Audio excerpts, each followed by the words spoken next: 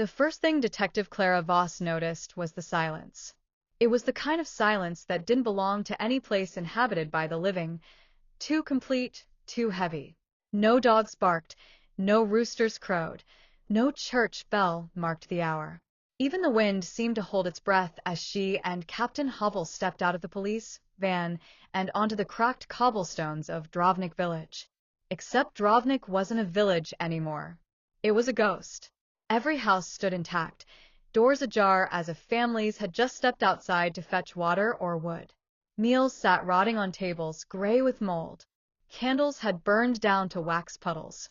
In one cottage, Clara found a child's toy horse lying in the dirt near the threshold, abandoned mid-play. In another, a teacup balanced on the edge of a chair, still bearing the faint lip print of its last drinker. But there were no people. Not a single soul. 73 residents, Hovell muttered, adjusting the brim of his cap. His voice was gravel and cigarette smoke, too steady for Clara's liking. Vanished overnight. The last letter postmarked from here was 2 weeks ago. Now this. Clara crouched to touch the cobblestones. They were cold, damp, as if the village had been sealed away from the sun for days.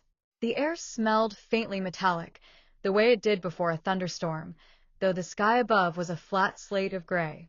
Nothing's been looted, she murmured. It's like they left willingly or couldn't take anything with them.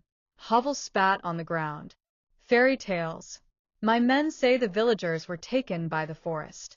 You know how people are. Superstitious nonsense. Clara didn't answer. She had read the reports before making the trip. Centuries of folklore about Drovnik, whispered stories of people stepping into the misted woods and never returning.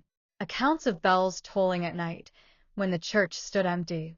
Old tales of a bargain made between the villagers and something that lived beneath the mountain. But stories were stories. She believed in facts. Still, facts felt hard to cling to when an entire community had simply evaporated. They began their sweep house by house. In each, the pattern repeated. Shoes left neatly by doors. Pots simmered to crust on cold stoves. Beds unmade as if bodies had risen in haste. But no tracks led away, not even in the mud of the narrow lanes. No signs of violence, no blood. At the schoolhouse, Clara paused. Chalk words still stretched across the blackboard. Lesson 5, the seasons. But the little desk sat empty, some with slates half-scribbled, others with quills uncapped and ink dried. She touched the board and found the chalk still fresh. They didn't leave weeks ago, she said quietly. This was sudden. Hours ago, maybe. Hovell frowned. Then where are the bodies? It was a question Clara couldn't answer. By evening, they regrouped at the church. It was the only structure with signs of recent use. Candles burned low on the altar, their wax still soft, dripping. The great wooden cross hung crooked, as if disturbed, and in the corner sat a bundle of cloth that made Clara's stomach lurch. A girl, thin as reeds, hair tangled and wild, eyes too large for her sunken face. She couldn't have been older than 10. She stared at them, but did not speak. Hovell dropped to a knee. Little one, what's your name? The girl only blinked. Her lips moved soundlessly, shaping words without breath. Clara felt a chill prickle her arms. What happened here? Clara asked softly, kneeling closer. Where are the others? The child lifted a trembling hand and pointed upward, toward the rafters, toward the bell tower. Then she buried her face in her knees and began to rock. The detective exchanged a glance with Hovell. His jaw was tight, his eyes avoiding hers. He was thinking the same thing she was. There was something wrong with this child. Something she couldn't yet name. Clara climbed the narrow stairs to the belfry. The air grew colder the higher she ascended, until her breath misted in the gloom.